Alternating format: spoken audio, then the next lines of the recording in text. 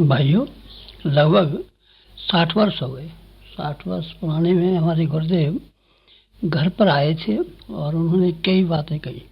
शुरू में तो कुछ डर जैसा मालूम पड़ा, पीछे जब मालूम पड़ा कि हमारे 3 जन्मों के साथ हमारे रहे हैं, जब उन्होंने पहले जन्मों का दृश्य दिखा दिया तो हमारा भय दूर हो गया और फिर बातचीत शुरू हो गई। उन्होंने कहा, अपनी पात्रता को विकसित करने के लिए मैं 24 लक्ष्य के 24 साल तक 24 परीक्षण करने चाहिए। 1 साल में 1 जौ की रोटी और छाछ पर रह करके किस तरीके से 24 साल काटने पड़ेंगे, ये पूरी विधि बताने के बाद में एक और नई बात बताई, बोना और काटना। तुम्हारे पास जो कुछ भी चीज है, बोना शुरू करो भगवान के खेत में और वो 100 गुना होकर के तुम्हें मिल जाएगा। रिद्धि और सिद्धि का तरीका यही है, फोकट में नहीं मिलती कहीं। कोई ऐसा नियम नहीं है कि कोई रिद्धि बांट रहा हो, सिद्धि बांट रहा हो, कहीं से मिल रहा हो, इस तरह का नहीं है। किसान बोता और काटता है, ठीक इसी तरीके से तुमको भी रिद्धियाँ और सिद्धियाँ बोनी पड़ेंगी और काटनी पड़ेंगी। तो उन्होंने कहा, तुम्हारे पास क्या क्या वस्तुएं हैं, मालूम नहीं क्या वस्तुएं हैं। तो उन्होंने कहा, देखो समय और श्रम तुम्हारे पास है, ये भगवान के खेत में। वो कौन सा भगवान? ये विराट भगवान जो चारों ओर समाज के रूप में विद्यमान है। इसके लिए तुम अपना श्रम और शरीर को सब खर्च कर डालो और तुम्हें 100 गुना होकर के मिल जाएगा। अच्छा, 1 नंबर 2, बुद्धि तुम्हारे पास है भगवान की दी हुई संपदा में।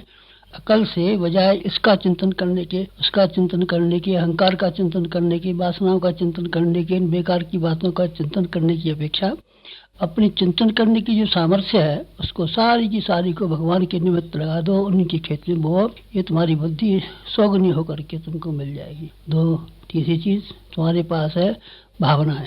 भावनाएं हमारे पास है, आपके पास भी है। 3 शरीर है, स्थूल सूक्ष्म कारण। इसमें से स्थूल शरीर में श्रम होता है, सूक्ष्म शरीर में बुद्धि होती है और कारण शरीर में भावनाएं होती है। 3 चीजें वो जो भगवान ने हमको दी है। श्रम और शरीर भगवान ने हमको दिया है, बुद्धि किसी आदमी ने नहीं दी है, भगवान ने दी है। और भावनाएं जो है भगवान ने दी है। इन 3 भगवान की दी हुई चीजों को बोलना चाहिए। और एक चीज इस तरह की है जो तुम्हारी कमाई हुई है, या पहले जन्म से कमाया हो या इस जन्म में कमाया हो, बहरहाल वो तुम्हारा कमाया हुआ है, भगवान का दिया हुआ नहीं है। वो क्या? धन। धन भगवान किसी को नहीं देता। जो अपने चाहे ईमानदारी से, बेईमानी से, मेहनत से और हरामखोरी से चाहे कमा लो चाहे मत कमा लो, भगवान को इससे कोई लेना देना नहीं है। धन जो तुम्हें मिला है तुम्हारा कमाया हुआ तो शायद नहीं है। मैंने कहा, मेरा कमाया हुआ कहाँ से हो सकता है? 14-15 वर्ष का बच्चा कहाँ से धन कमा के लाएगा?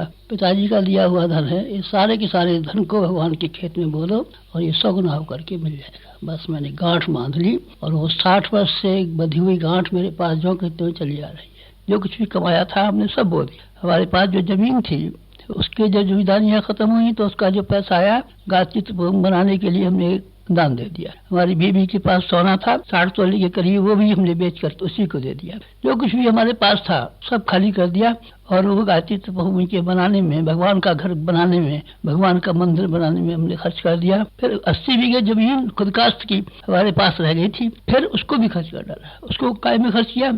उसको जहाँ हमारा जन्म हुआ है उस गाँव में हमने एक हायर सेकेंडरी स्कूल बना दिया।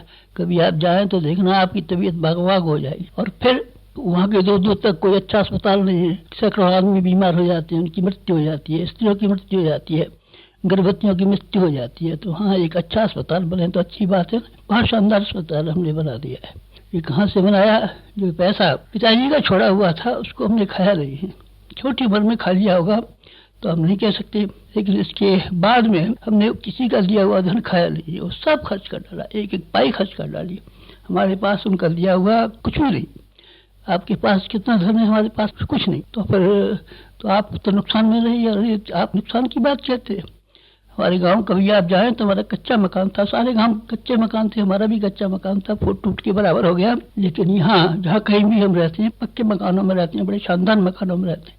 गायत्री तपोभूमि हमने बनाया, आप जरा देखिए ना, ऐसा शानदार मकान है, लाखों रुपया उसमें लग गया। आप हमारा मकान देखिए ना, अखंड ज्योति कार्यालय देखिए, उसका प्रेस देखिए, और आप यहाँ आइए, शांति कुंज देखिए, गायत्री नगर देखिए, ब्रह्मचर्य देखिए, 24 से गायत्री शक्तिपीठों को देखिए। ये बिल्डिंगों का किस्सा सुना रहा हूँ। इतनी तो बिल्डिंग है और बिल्डिंगों के अलावा इनमें जो आदमी रहते हैं वो उन पर खर्च होता है। वो गायत्री तपोभूमि में कितने आदमी काम करते हैं? 200 आदमी यहाँ काम करते हैं, 200 आदमी करीब यहाँ ही रहते हैं। इन सब का खाने का, पीने का, कपड़े का, लत्ते का खर्चा निकलता है। कहाँ से आ जाता है? जाने कहाँ से आ जाता है? धन हमारे पास कुछ कम नहीं पड़ता। जरूरत होती है तो भगवान की तरफ इशारा कर देते हैं और वो हमारे लिए जो कुछ भी चीज़ें सब जो कहते हैं भेज देते हैं। भगवान के लिए सब आदमी एक से हैं। जो नियम हमारे ऊपर लागू है कोई आपके ऊपर भी लागू हो सकते हैं।